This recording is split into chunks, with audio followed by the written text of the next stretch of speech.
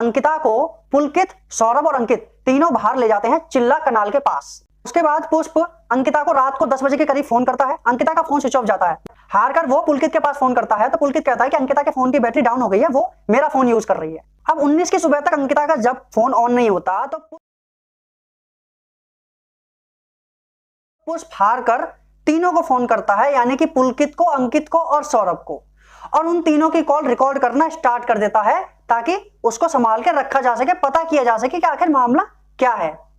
अब अंकिता का शाम तक जब कुछ पता नहीं चलता, 19 की शाम तक, तो पुलकित सोचता है कि अंकिता के परिवार वालों को इस बारे में सूचित कर दिया जाए, यानी कि उनके परिवार वालों को भी इस बारे में पता लगना चाहिए कि 18 की शाम से अंकिता गायब है। उसके पास अंकिता के परिवार का किसी का कोई कॉन्टैक्ट नहीं होता है। वो इंस्टाग्राम को स्क्रॉल करता है और उसमें प्रोफाइल सर्च करता है तो उसे अंकिता के कजिन की प्रोफाइल मिल जाती है, जिस पर वो कॉल करके तुरंत बोलता है कि अंकिता 18 की शाम से गायब है, अंकिता के माताजी को और पिताजी को ये सारी बातें आप बता दीजिए। तब फिर पहली बार अंकिता के माता पिता को उसके कजन के द्वारा ये पता चलता है कि 18 की शाम से अंकिता गायब है। तब 19 की शाम को उसके माता पिता वहां से निकलते हैं और 20 की सुबह रिजॉर्ट पहुंचते हैं। रिजॉर्ट पहुंचने के बाद फिर वो पुलिस थाने पहुंचते हैं। पुलिस थाने में रिपोर्ट लिखवाते हैं कि हमारी बेटी अंकिता गायब है। उनकी रिपोर्ट बिल्कुल भी नहीं लिखी जाती है। 20 की सुबह को ही वहां से पुष्प भी निकल चुका होता है जम्मू कश्मीर से ऋषिकेश के लिए। पुष्प जब ऋषिकेश पहुंचता है तो वो पुलिस स्टेशन जाकर के वो सारी रिकॉर्डिंग और स्क्रीनशॉट और चैट्स वगैरह सब पुलिस को दिखाता है कि इस तरीके से माहौल चल रहा था उसके साथ में, वो इस ट्रैप में फंस चुकी थी, हमारी रिपोर्ट लिखी जाए। रिपोर्ट नहीं लिखी जाती है, एफआईआर अब भी नहीं लिखी जाती है। उनको बोला जाता है ये इलाका पटवारी के अंडर में आता है तो आप पटवारी के पास जाओ। कभी बोलता है पटवारी बोलता है कि पुलिस स्टेशन जाओ, ऐसे ऐसे करके उनको भगाया जाता है। किसी पिता की बेटी गायब है और उसको इस तरीके से भगाया जा रहा है, उसकी खबर नहीं सुनी जा रही है, पुलिस कोई एक्शन नहीं ले रही है। इसका एक ही कारण था, क्योंकि मामला भाजपा नेता विनोद आर्य प्रजापति के बेटे पुलकित आर्य का था। मामला तो हल्का नहीं था, लेकिन वहां के एक लोकल शख्स में से उनको एक आदमी सलाह देता है कि आप डीएम के पास जाओ। 23 तारीख को पुष्प जम्मू कश्मीर वापस लौट जाता है। जब वो वापस लौट जाता है तब तक अंकिता का ना तो कुछ पता चलता है ना अंकिता की लाश मिलती है, लेकिन डीएम के पास जाने की वजह से उनकी एफआईआर लिख ली जाती है। डीएम देखते हैं कि मामला काफी संवेदनशील है, इसलिए वो इस मामले में तेजी दिखाते हुए एफआईआर लिखवाते हैं। एफआईआर लिख जाती है लेकिन कार्रवाई कुछ नहीं होती। पूरी जनता के सामने नेताजी पुलिस स्टेशन में आते हैं और उनकी सेवा पानी चाय और नमकीन और बिस्किट और मेवों से की जाती है। और एक तरफ अंकिता के माता पिता बैठे हुए ये सब देख रहे हैं। मैं आपको बता दूं कि अंकिता के माता पिता ने एफआईआर में विनोद आर्य के बेटे पुलकित आर्य का नाम भी लिखवाया था कि मेरी बेटी की गुमशुदगी में इनका भी हाथ है। अब जब ये खबर मीडिया में फैलती है, बहुत तेजी से जब ये वायरल होती है, तो जनता का आक्रोश जब बढ़ता है तो फिर पुलिस दबाव में आकर के मामले की तफ्तीश करती है। लेकिन जब जनता का आक्रोश बढ़ता है तब कार्रवाई तेजी से की जाती है। यह कार्रवाई दबाव की वजह से होती है, नेताजी के या प्रशासन के नहीं, जनता के।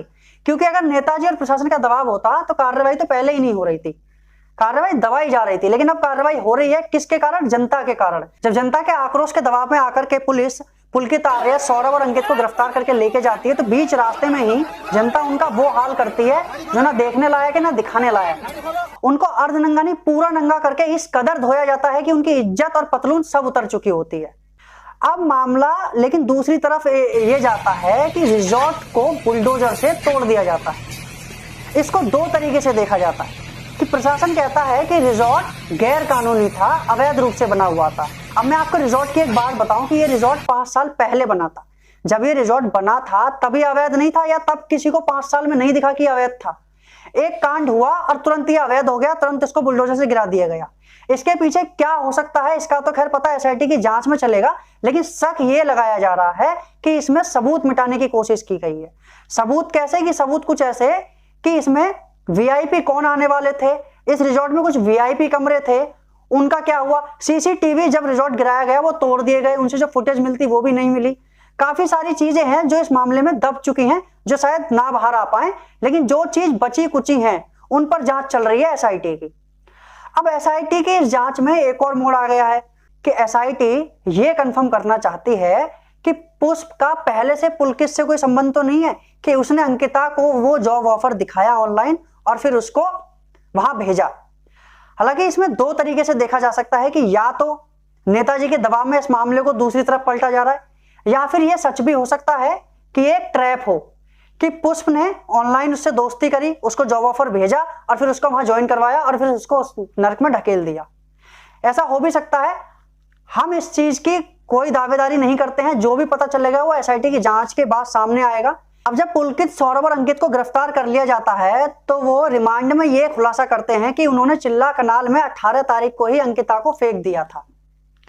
लेकिन जब 24 सितंबर को अंकिता की लाश की बरामदगी होती है चिल्ला कनाल से, तो उसी के साथ कई सवाल खड़े हो जाते हैं। वो सवाल पोस्टमार्टम रिपोर्ट पे भी खड़े होते हैं। मैं आपको बता दूं, सवाल कुछ इस तरीके से है कि जिन लोगों ने लाश निकाली उन चश्मदीदों का मानना है और पुष्प का भी मानना है कि अंकिता की मौत 18 तारीख को हुई ही नहीं है। अब इस बात की दावेदारी किस बेस पे की जा रही है उसका मैं आपको बताता हूं कि अंकिता की जो लाश थी जब जहां फेंकी गई वो वहां से मात्र 1.5-2 किलोमीटर की दूरी पर ही गई थी। हालांकि इसके बारे में कारण ये बताया गया कि लाश कहीं पे फंस गई थी। दूसरा कारण जो शक के घेरे में आता है पोस्टमार्टम रिपोर्ट का, वो ये है कि आमतौर पर 18 से 24 के बीच, यानी अगर मौत 18 को हुई है तो उस बात पर हम ये पक्के तौर पर कह सकते हैं कि लाश का जो हाल होता है वो अमूमन बहुत ज्यादा फूल जाती है, सड़ जाती है, या मछली, मगर ये सब खा जाते हैं। लेकिन वो लाश एकदम सही सलामत, बढ़िया, इतनी ज्यादा खराब कंडीशन में नहीं निकली थी। तो ये सवाल उठता है कि लाश ज्यादा पुरानी नहीं थी, यानी कि लाश ज्यादा दिन पहले पानी में नहीं डाली गई थी।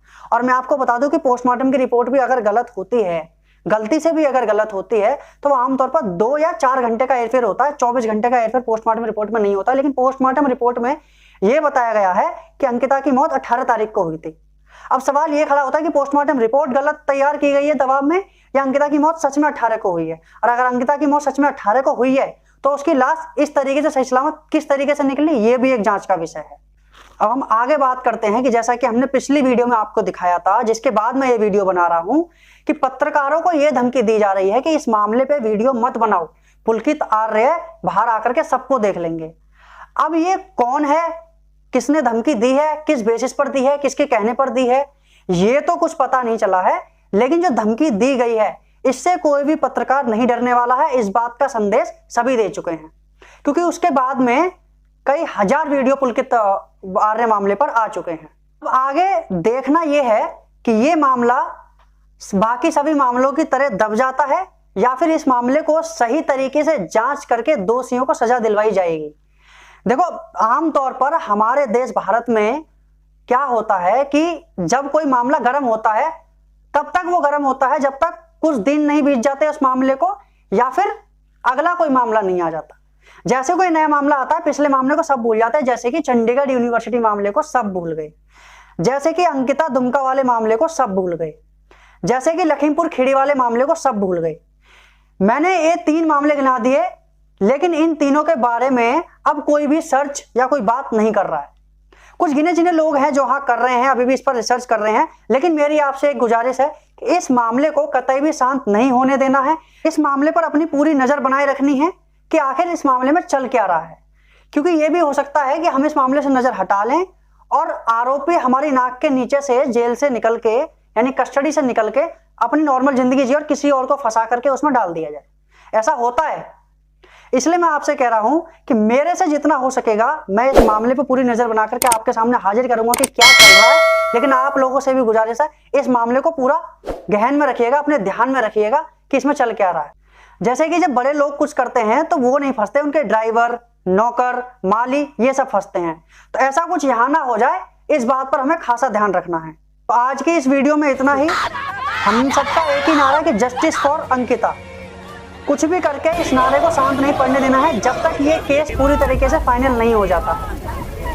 अगली वीडियो में आपका स्वागत होगा एक नए कंटेंट के साथ। अगली वीडियो हो सकता है कि भारत जोड़ो यात्रा पर रिसर्च से आए, तो चैनल को सब्सक्राइब कर लीजिए अगली वीडियो से जुड़ने के लिए। और बाकी और अच्छी वीडियो के लिए वीडियो को लाइक कीजिए और शेयर कीजिए। तब तक के लिए नमस्कार। Create headlines as well. But in the ऐसा है ये कांग्रेस बीजेपी ये फंस गए वो फंस गए। Ankita Bhandari murder case postmortem report has revealed that Ankita Bhandari's father has questioned the BJP government's move to